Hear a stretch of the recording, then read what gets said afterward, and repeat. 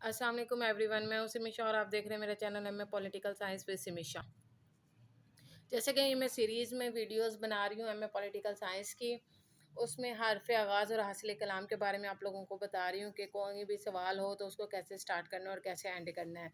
अब ये जो सीरीज़ में चल रहा है अरस्तू के नज़रिए शौहरियत के हवाले से चल रहा है। शौहरियत हमारी वो शौहरियत होती है जो पाकिस्तान ने हमें आज़ा पाकिस्तानी दे रखी है फ्री में, क्योंकि हम यहाँ पर पैदा हुए हैं। ठीक है, इसके मैं नज़रिए शौहरियत के हवाले से इसका मैं स्टार्टिंग देखें मैंने क्या किया हुआ है। कुछ भी नहीं किया हुआ मैंने।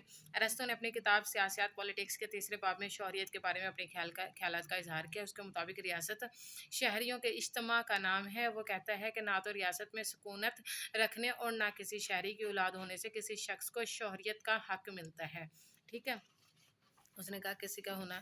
इसमें मैंने इख्तिताम नहीं लिखा हुआ, देखें बिल्कुल भी नहीं, क्योंकि नोट्स की शक्ल में लिखा हुआ था इसलिए नहीं लिखा हुआ, लेकिन आगे मैंने लिखा हुआ है नेक्स्ट इसके सवाल में, तो इसलिए मुझे आइडिया था। आप नेक्स्ट इसका पॉइंट का वेट करें, तो जैसे नेक्स्ट पॉइंट आता है आप लोगों को इसका अच्छे से पता चल जाएगा कि अरस्तू का आगाज़ क्या है और इख्तिताम क्या है। ठीक है, अपना ख्याल रखिएगा। ओके जी, अल्लाह हाफिज़।